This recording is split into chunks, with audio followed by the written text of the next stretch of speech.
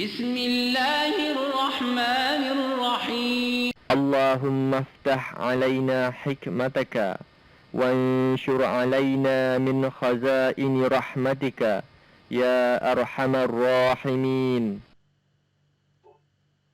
Assalamualaikum warahmatullahi wabarakatuh.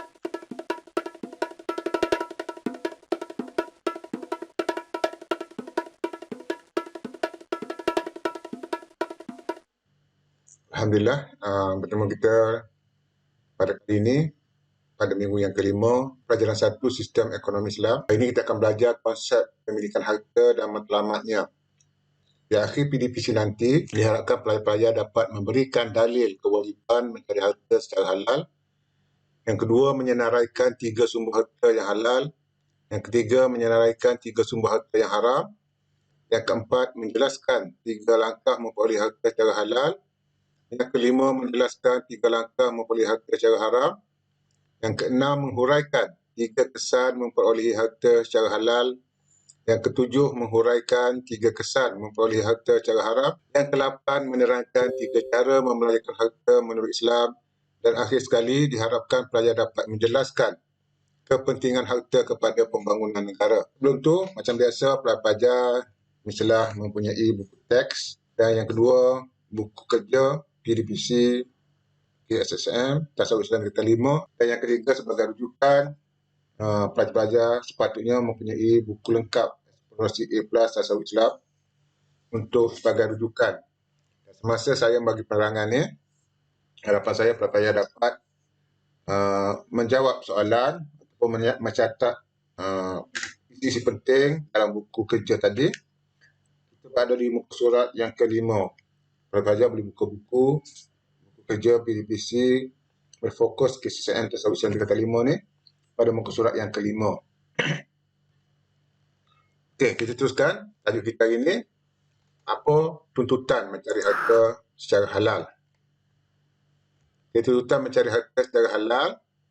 Islam menggalakkan umatnya mencari harta berdasarkan sebab-sebab berikut. Mengapa kita manusia memerlukan harta? Sebab-sebab manusia memerlukan harta. Pertama, kerana memiliki harta merupakan sifat semula jadi manusia. Setiap orang inginkan harta. Memang sifat semula jadi manusia memerlukan harta. Dan harta juga yang kedua ni, harta juga dapat digunakan untuk memenuhi keperluan diri sendiri dan memenuhi keperluan keluarga. Yang ketiga, harta yang dimiliki dapat digunakan untuk membantu golongan yang memerlukan, seperti membantu golongan orang-orang fakir dan miskin. Keempat, harta dapat mengurangkan kadar kemiskinan umat Islam. Dan yang keempat, yang kelima, harta dapat digunakan untuk menunaikan ibadat kepada Allah seperti untuk menunaikan haji dan untuk mengeluarkan zakat. Ini sebab mengapa manusia memerlukan harta, umat Islam memerlukan. Seterusnya, kewajipan dalil bahawa Islam menyuruh kita mencari harta secara halal. Sebagaimana firman Allah Subhanahu Wa Taala dalam surah Al-Baqarah ayat 168. Ya ayyuhan nas kulu mimma fil ardi halalan tayyiban ولا تتبعوا خطوات الشيطان إنه لكم عدو مبين. Yang bermaksud, wahai sekalian manusia, makanlah yang halal lagi baik dari apa yang terdapat di bumi. Dan janganlah kamu mengikuti langkah-langkah syaitan.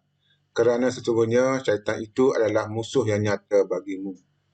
Dalam ayat ini, Allah menjelaskan bahawa Allah menyuruh manusia memakan apa saja yang ada di muka bumi ini, perkara-perkara yang halal. Halal lagi baik. Dan janganlah kita mengikuti langkah ke syaitan. Kerana sesungguhnya syaitan itu adalah merupakan musuh yang nyata bagi orang-orang yang beriman. Ini bukti ataupun dalil wajib mencari harta yang halal. Seterusnya, bagaimana hendak mengenal pasti sumber harta yang halal dan sumber harta yang haram. Jadi Islam menyuruh kita mencari harta secara halal dan melarang kita daripada mendapat harta secara haram. Harta yang halal. Pertama, harta yang diperolehi melalui perniagaan yang dibenarkan oleh syarak dan undang-undang negara. Pertama, dibenarkan oleh syarak. Yang kedua, dibenarkan oleh undang-undang negara. Dan yang ketiga, tidak mengandungi unsur-unsur penipuan, perjudian, penganiayaan dan rasuah. Itu yang pertama, perniagaan yang digunakan oleh corak yang tidak mengandungi unsur-unsur penipuan, perjudian, penganiayaan terhadap orang lain dan rasuah. Yang kedua, harta yang diperolehi daripada hasil pertanian, peternakan dan perikanan yang dihalalkan. Yang ketiga, harta yang diperolehi melalui hasil pertukangan dan hasil seni yang tidak bercanggah dengan ajaran Islam. Yang keempat, harta yang diperolehi melalui pekerjaan yang halal, sama ada dalam sektor swasta ataupun kerajaan, seperti menjadi doktor, guru, peguam, buruh kasar dan sebagainya.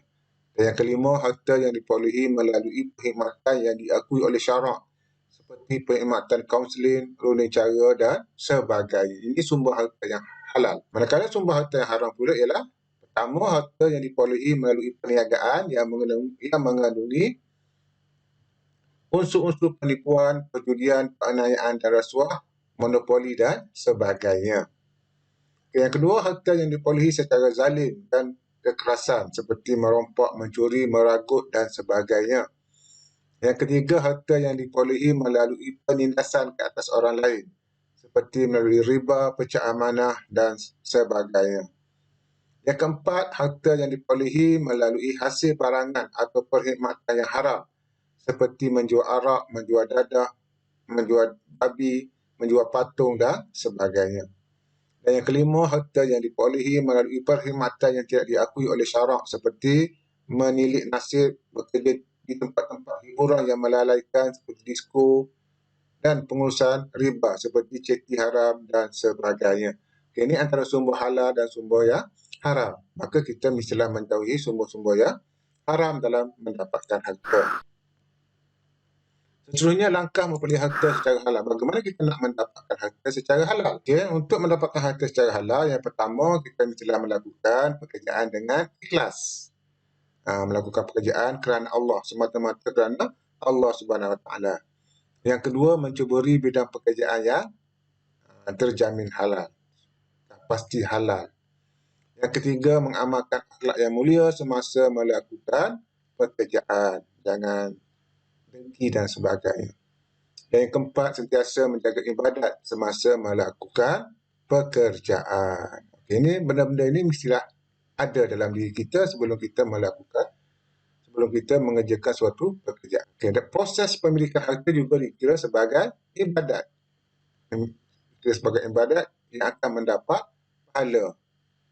Dengan syarat yang pertama, harta yang dimiliki ialah daripada sumber yang halal.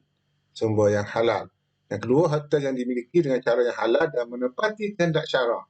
Yang kedua, menepati kehendak syarak. Halal dan menepati kehendak syarak. Yang pertama tadi, sumber harta tersebut adalah sumber yang halal. Yang kedua, cara. Pertama sumber, yang kedua cara yang halal dan menepati kehendak syarak. Yang ketiga, mencari harta dengan niat kerana Allah. Niat itu mesti dipasang, mesti diniatkan lillahi ta'ala. Okay? Yang keempat, sebenarnya tidak meninggalkan ibadat fardu semasa mencari harta.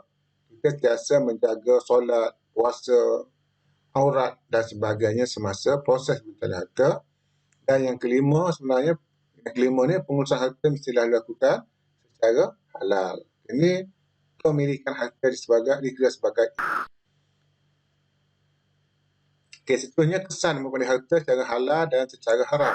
Ada kesan tak jika kita mencari harta, kita mendapatkan harta yang halal? Kesannya, pertama, ke atas diri kita sendiri, ke atas individu, pertama, harta tersebut akan diberkati oleh Allah Subhanahu Wa Taala. Okay? Diberkati, apa maksud diberkati? Akan diredai oleh Allah. Allah akan pemudahkan lagi. Dan kita tidak ada masalah dengan harta yang kita miliki. Yang kedua, hidup akan menjadi lebih aman dan tenteram. Tenang, aman dan tenteram. Kemudian diri dan keluarga akan disanjung dan disayangi oleh masyarakat, oleh orang sekeliling. Okey. Kesan baik terhadap masyarakat pula ialah masyarakat akan hidup dalam aman dan saling hormat menghormati antara satu sama lain. Masyarakat tidak mengamalkan perbuatan menipu, menindas dan menzalimi orang lain. Kemudian perpaduan masyarakat akan menjadi lebih kukuh. Kesan baik kepada negara pula ialah negara akan berada dalam keadaan aman dan damai, ekonomi negara akan sentiasa berkembang dengan pesat, kemudian negara akan mendapat kepercayaan daripada pelabur asing, orang luar. Okey, seterusnya kesan boleh harta secara haram. Apakah kesan boleh harta secara haram? Pertama, hartanya tidak diberkati oleh Allah terhadap individunya. Hartanya tidak diberkati oleh Allah. Hidupnya sentiasa tidak tenang dan sering mengalami masalah. Kemudian diri dan keluarganya akan disisih oleh masyarakat. Sebenarnya kesan terhadap masyarakat boleh harta haram, berlakunya penindasan dan penipuan dalam masyarakat, hilangnya rasa hormat dalam kalangan masyarakat, dan masyarakat akan berpecah belah. Sementara kepada negara pula, negara akan berada dalam keadaan huru-hara, berlaku jenayah secara berleluasa dan sebagainya. Ekonomi negara akan runtuh dan menjadi lemah. Kemudian pelabur asing akan takut untuk melabur dalam negara tersebut. Ini kesan boleh harta secara haram dan secara halal. Seterusnya, kebaikan menunaikan tanggungjawab terhadap harta. Okay, jika kita semua melaksanakan tanggungjawab terhadap harta, iaitu seperti berbelanja secara berhemah, tidak membazir, tidak melakukan penipuan dan sebagainya, pertama, harta kita akan jadi semakin berkembang dan bertambah. Pemilik harta akan mendapat kebahagiaan hidup dunia dan akhirat. Pemilik harta juga akan mendapat ketenangan dan ketenteraman jiwa. Kemudian pemilik harta akan dihormati dan menjadi teladan kepada masyarakat. Ini kebaikan menunaikan tanggungjawab terhadap harta. Seterusnya, keburukan. Apakah keburukan mengabaikan tanggungjawab terhadap harta? Keburukan kepada individu, pertama, hartanya akan menjadi semakin berkurang sebab berlakunya pembaziran dan sebagainya, sering mengalami kesempitan wang. Dan yang ketiga, akan melahirkan individu yang mementingkan diri sendiri. Seterusnya, kepada masyarakat akan timbulnya hasad dengki dan pemusuhan dalam masyarakat. Yang kedua, golongan miskin akan tersisih daripada masyarakat. Kemudian yang akhir sekali, terhapusnya semangat tolong-menolong dalam kalangan penduduk suatu masyarakat. Terhadap negara akan berlakunya inflasi dalam negara. Yang kedua, berlakunya kemelesetan ekonomi. Dan yang ketiga, negara berada dalam keadaan tidak harmoni. Ini keburukan mengabaikan tanggungjawab terhadap harta. Okey, seterusnya, cara berbelanja, cara membelanjakan harta. Cara membelanjakan harta menurut Islam. Pertama, terhadap diri sendiri dan keluarga, terhadap masyarakat dan terhadap negara. Okay. Cara membelanjakan harta terhadap keluarga ialah menyara diri sendiri dan keluarga untuk pelbagai keperluan seperti mendapatkan makanan, pakaian dan sebagainya. Yang kedua, menafkahkan harta kepada orang di bawah tanggungjawabnya seperti kepada ibu bapa dan kepada kaum keluarga. Yang ketiga, membelanjakan harta dengan berhemah tanpa melakukan pembaziran. Seterusnya, cara membelanjakan harta terhadap masyarakat iaitu dengan membelanjakan harta untuk kebajikan umum seperti menderma dan membantu orang yang tidak berkemampuan. Yang kedua, membantu institusi pembangunan masyarakat seperti masjid, sekolah, hospital dan sebagainya. Yang ketiga, membantu meringankan beban orang yang ditimpa bencana seperti orang yang mengalami rumahnya terbakar ataupun banjir ataupun berlakunya tanah runtuh ataupun berlakunya penyakit kritikal dan sebagainya. Jadi kita bantu mereka, membantu meringankan beban mereka. Itu adalah tanggungjawab kita, cara kita membelanjakan harta terhadap masyarakat. Seterusnya, cara membelanjakan harta terhadap negara. Kita boleh pertama melaburkan wang untuk memajukan ekonomi negara. Yang kedua, mengeluarkan zakat dan membayar cukai. Yang ketiga, melaburkan wang untuk menyediakan kelengkapan ketenteraan bagi mempertahankan negara. Ini cara membelanjakan harta yang kita miliki terhadap keluarga, terhadap masyarakat dan terhadap negara. Okey, seterusnya, apakah perbelanjaan yang dilarang dalam Islam? Pertama, membelanjakan harta kepada perkara-perkara yang maksiat. Yang maksiat, perkara-perkara yang melanggar perintah Allah. Contohnya ialah membelanjakan harta kepada perkara yang dilarang oleh Islam seperti berjudi, minum arak, kepada hiburan yang melalaikan dan sebagainya. Pertama, menaikkan harta kepada perkara yang maksiat. Yang kedua, membazir, iaitu boros atau kedekut. Boros atau kedekut dua-duanya dikira sebagai membazir. Apa dia boros? Iaitu membelanjakan harta secara berlebih-lebihan kepada perkara yang tidak berfaedah dan sia-sia. Boros ni kita membelanjakan harta secara berlebihan kepada perkara yang tidak berfaedah. Kedekut ni ialah sayang untuk membelanjakan harta yang dimiliki dengan sebaik-baiknya untuk keperluan sara hidup dan keluarga. Ini kedekut. Kedekut ni dia sayang untuk membelanjakan harta. Boros ni dia berlebih-lebihan dalam membelanjakan harta. Sebab apa Islam melarang perbuatan boros? Kerana pertama menyebabkan perbelanjaan tidak seimbang. Berlakunya lebihan perbelanjaan ke arah suatu perkara yang tidak berfaedah. Yang kedua, akan berlakunya pembaziran. Yang ketiga, menyebabkan mereka terpaksa berhutang untuk mencukupkan perbelanjaan kerana dia telah belanjakan wangnya, hartanya kepada perkara yang tidak memberi manfaat. Yang keempat, hidupnya tidak tenteram kerana sering mengalami kesempitan duit, kesempitan wang. Itu sebab boros. Mengapa Islam melarang sikap boros? Yang kedua, kedekut. Mengapa Islam juga melarang sifat kedekut? Iaitu akan merenggangkan hubungan silaturahim antara golongan kaya dan miskin. Golongan kaya kedekut, sayang untuk membantu golongan miskin, mengeluarkan wang untuk membantu golongan miskin. Yang kedua, nasib golongan orang miskin akan tertindas dan tidak terbela dengan sewajarnya. Dan yang ketiga, akan menimbulkan perasaan hasad dengki dan pergaduhan dalam masyarakat. Ini antara perbelanjaan yang dilarang oleh Islam. Jadi macam mana kita nak belanja? Belanja secara sederhana, tidak terlalu boros dan tidak terlalu kedekut.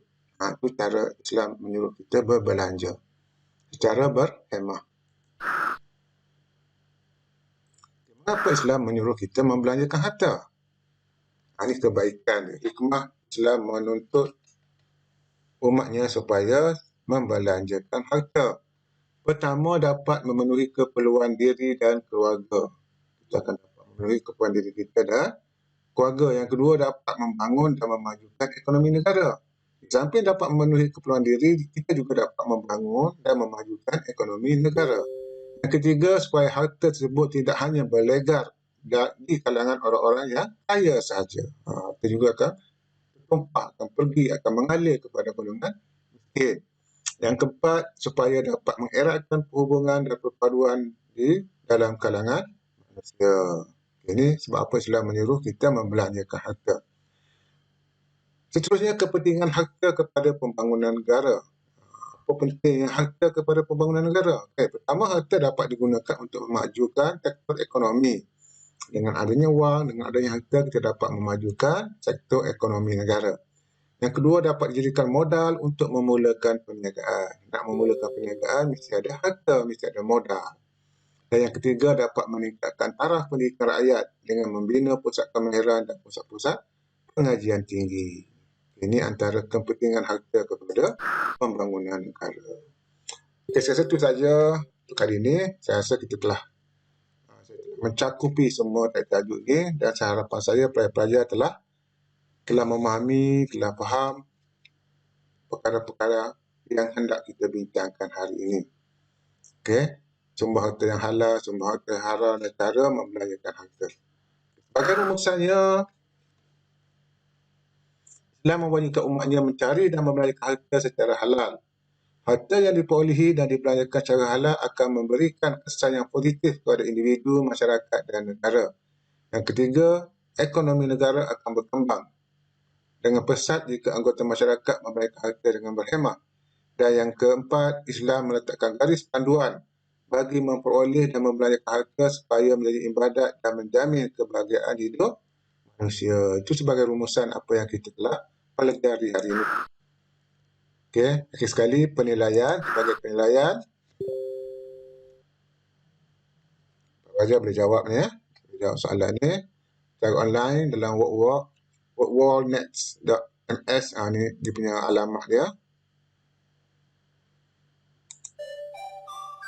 Semua harta haram, semua harta halal, antara harta secara halal, maka harta secara haram. Kalau kecil boleh berbesarkan ni. Semua harta yang halal. Ambil masuk sini. Kita letak sini. Jadi harapan saya pelajar boleh jawab.